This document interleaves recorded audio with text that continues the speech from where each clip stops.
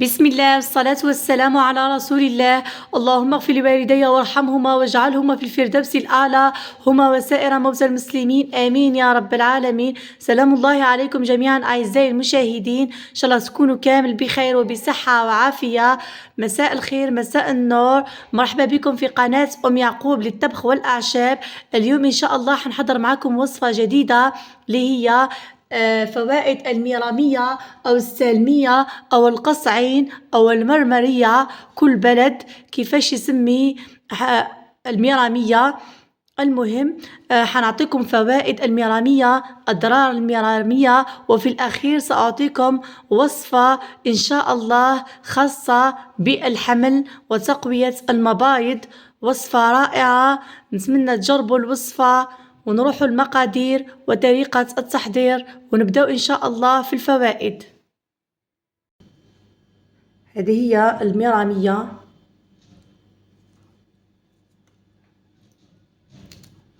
ها الشكل تاعها، تاع الورقة هنا مجففة تاع الميرامية. عندها فوائد كثيرة جدا، فهي تقلل نسبة السكر في الدم، تخفض مستويات الكوليسترول والمغص، تعالج آلام البطن والطمث، تقي من السرطان، مفيدة في نزلات البرد، تعالج هرمون الحليب المرتفع. الأم المرضعة لازم ما تشربهاش حتى تعود حتفطم الابن تاعها. الميرامية راح تقوم بتجفيف حليب المرضعة. أيضا تحتوي على فيتامين جيم وألف، تحسن من الوظائف العقلية، مفيدة جدا للمدخنين، تزيد في الذاكرة والتركيز، مفيدة لمرضى الزهايمر اللي عندهم مرض الصرع ما يقدروش يشربوها. أيضا قلت لكم المرأة اللي ترضع، المرضع ما تقدرش تشربها حتى بعد الفطام لأنها تقوم بتجفيف الحليب. ومفيدة أيضا هذه العشبة رفيقة النساء لأن فيها هرمون الأستروجين، يحافظ على صحة الجلد والعيون، وتقي من التجاعيد والشيخوخة والشيب المبكر، وتقلل من التصبغات.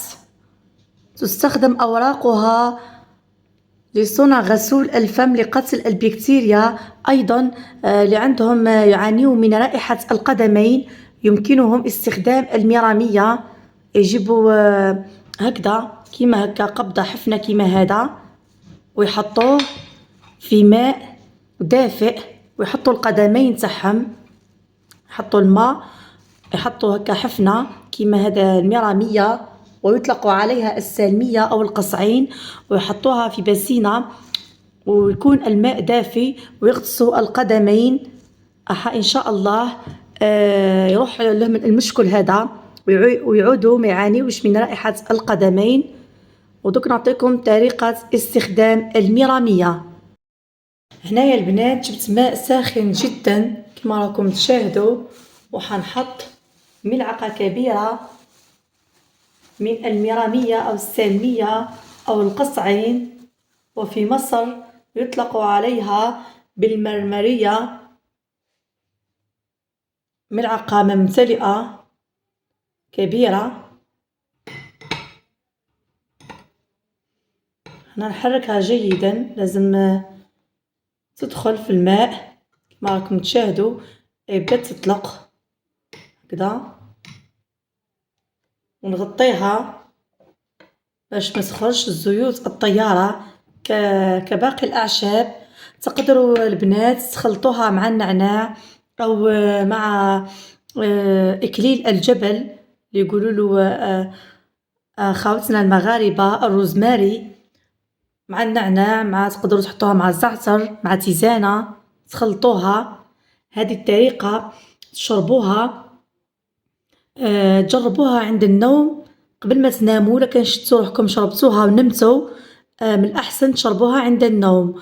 ولكن شفتوا روحكم ما دارت لكم عادي ما نمتوش، تشربوها في الصباح بعد الإفطار. أما الطريقة هذه اللي حنقول لكم وصفة الخاصة بالحمل. ديروها نفس الطريقة هكذا، بعد كاس ماء ساخن جدا وملعقة كبيرة، وتخليوها تهدأ قبل الإفطار. تصفيوها البنات حتى تطلق مليح.